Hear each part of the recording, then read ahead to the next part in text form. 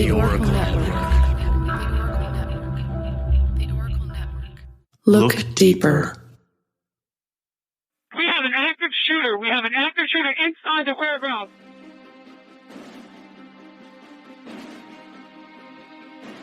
Welcome to Active Shooter, a podcast that covers the whys, the hows, and the aftermath of active shooter and mass casualty events.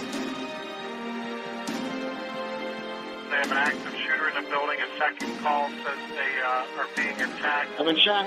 1692 means we got shots fired at 4:15 at Route 291. Sounded like an automatic firearm.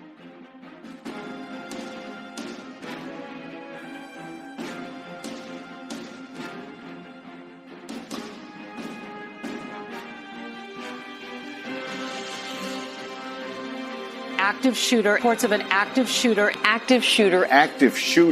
casualty incidents. Thank you for listening. You are listening to Active Shooter, a podcast that may contain adult themes, explicit language, and graphic depictions of violence. Portions of this show may be traumatic for those under 18. Listener discretion is advised. Their dreams of becoming American citizens ended today in a blaze of gunfire. A gunman went on a rampage, opening fire on immigrants taking the citizenship test in upstate New York in the city of Binghamton. The police there say he killed 13 people and wounded 4 others who are reported to be in critical condition. And then apparently he took his own life, all in just a matter of minutes. Many shootings that we have covered on this podcast have occurred in places of learning, and today's is no exception. Although it is not the typical school most people would think about. The American Civic Association, also known as the American Civic Center, is located in Binghamton, New York. It is a place of learning, but additionally, the center offers various resources and social services for immigrants and refugees. However, on the cold and rainy morning of April 3rd, 2009, it became the site of one of the deadliest mass shootings in U.S. history, despite it being one of the most unheard of. There were as many victims in the Binghamton shooting as the Columbine shooting, yet if you were to ask most people, they would probably tell you they've never heard of it.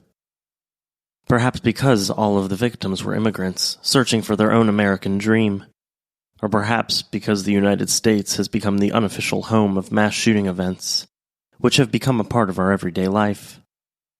Regardless of the reason, 13 innocent people lost their lives, and an additional 4 people were injured horrifically and terrifyingly.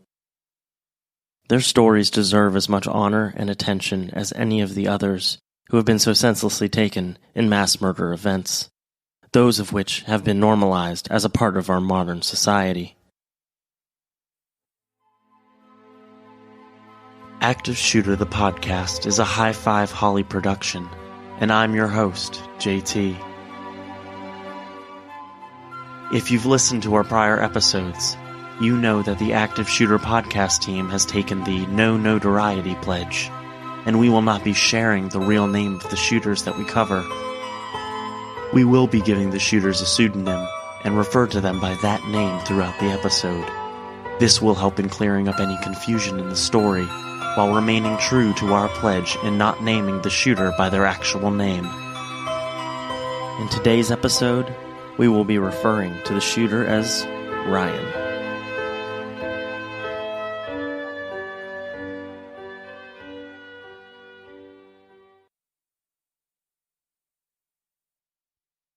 April 3rd, 2009 started as a typical early spring morning in South Central New York.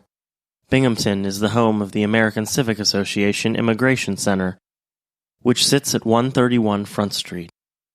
The center was busy and bustling as usual, with people coming and going, attending classes, and obtaining services. The day wasn't typical for Ryan, however. This was the day he was going to carry out his terrible plan and commit one of the worst mass murders our nation has ever seen. This was no random attack either. No. This was a cold and calculated attack that Ryan had been planning for at least several weeks beforehand. You see, on March 18th, 2009, Ryan wrote a letter which was addressed to a local news station, describing the harassment that he had been experiencing by police. While the letter was dated March 18th, it wasn't actually sent until the day of the shooting. News Station 10, out of Syracuse, New York, received the package from Ryan several days later. It contained his 2-page handwritten letter, along with his driver's license, a gun permit, and several photos depicting Ryan smiling while holding a gun. The 2 handguns that were located at the shooting scene matched up to the serial numbers on Ryan's pistol permit. On the morning of the shooting, Ryan borrowed a 1993 green Toyota Camry that was registered to his father and drove to the Civic Center, entering at the rear of the building. He drove up to the exit and parked the car directly in front of the door, thereby preventing anyone from coming out of the back door of the building. He wanted to trap everyone inside. It obviously was premeditated. He barricaded the back door so nobody could get out, put his car right against the door. He was making sure nobody could escape. For unknown reasons, he locked his car door when he exited, leaving his backpack and a laser sight for the firearm visible to anyone that happened by.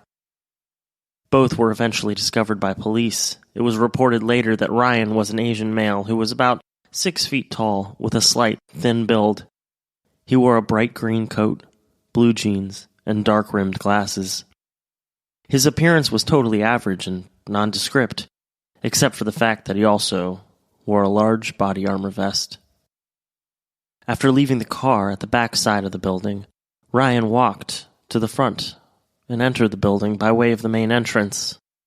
The moment he entered the center, Ryan raised his gun and shot both of the receptionists, killing one instantly by a gunshot wound to the head. The second receptionist was shot in the stomach, but amazingly, she had the foresight to fall to the ground, faking her own death. She then crawled under her desk, calling 911. Shot wound to the abdomen under a desk on the first floor, and the subject laying on the ground in front of the reception area. This hero was Shirley DeLuca, and she managed to stay on the phone with the 911 dispatcher for 39 excruciatingly long minutes, until she was finally rescued. Because she was able to remain on that call, crucial information was able to be passed to first responders. Unfortunately, the one thing that poor Shirley didn't know, and couldn't pass along to the police, was whether this madman that just shot her was acting alone or in concert. The gentleman came in.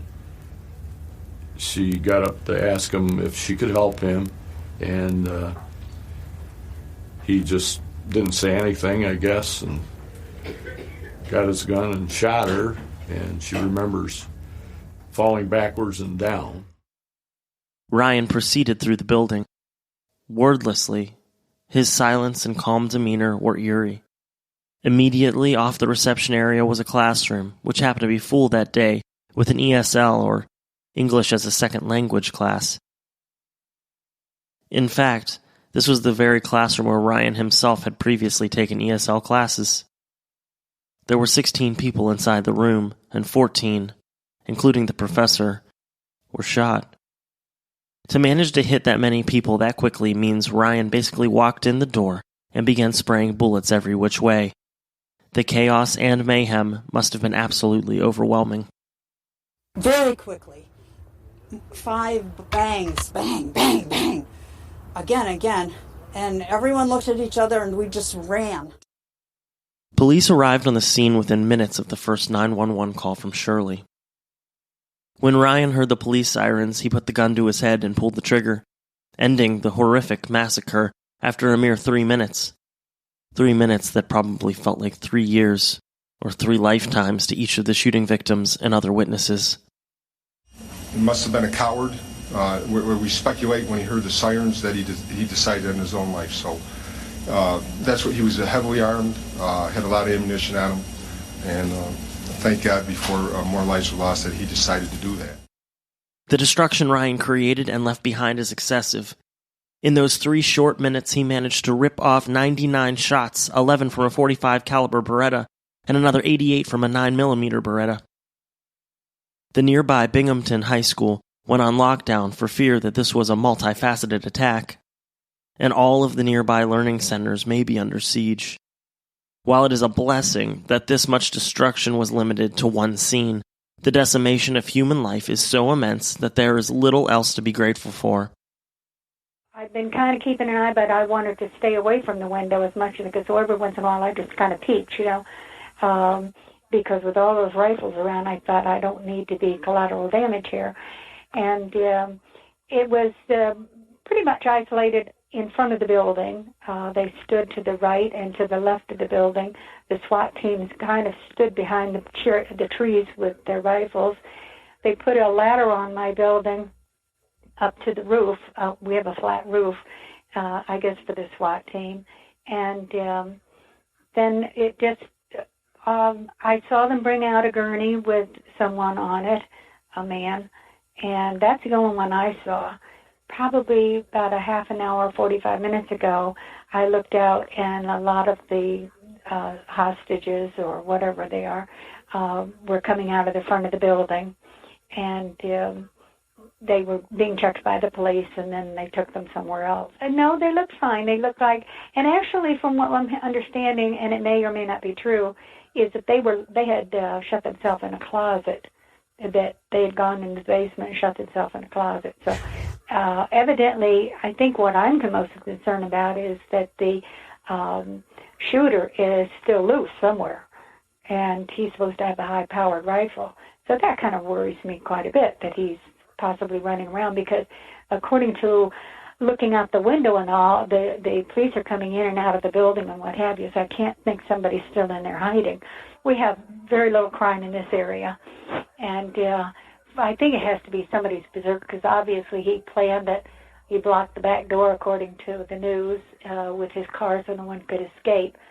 But if he's loose, that worries me. I did go lie down and make sure all my doors were locked, however, but just in case the guy is on the loose.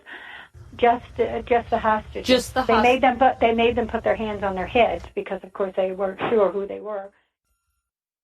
After their arrival, the police waited outside of the building for the SWAT team to confirm there was no longer a threat. Later reports suggested that perhaps the law enforcement didn't enter quickly enough. Some people thought they waited too long to go inside.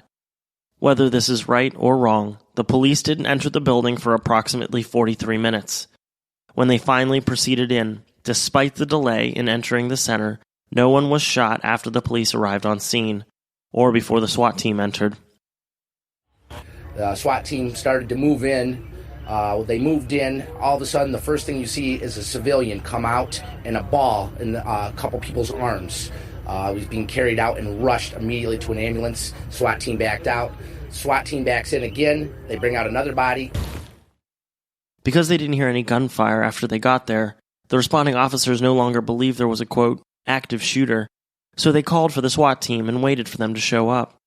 The SWAT team arrived and entered the center at about 11:14 a.m., which was nearly 43 minutes after the initial 911 call.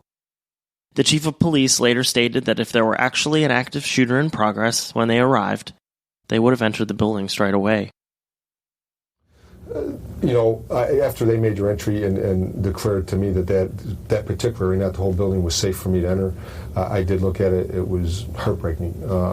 It was very chaotic, as District Attorney Mallon also sometime after that looked, and he said he just wanted to cry. That he's been in law enforcement a number of years, seen a lot of horrific things in his time, and nothing ever like that. Police found countless spent and unspent magazine shells all around the scene. It was reported that multiple 911 calls about the shooting were placed. Several came from callers that spoke broken English. After all, many people were there trying to learn English as their second language. However, this made some of the calls difficult to transmit, as determining what happened from the caller wasn't easy for most dispatchers. At approximately noon, almost an hour and a half after this terrible ordeal began, SWAT officers started to escort people from the building. Terrified survivors were hidden anywhere they could find a safe place, including the boiler room in the basement. Some of the people hiding down there waited several hours before they were found and helped out to safety.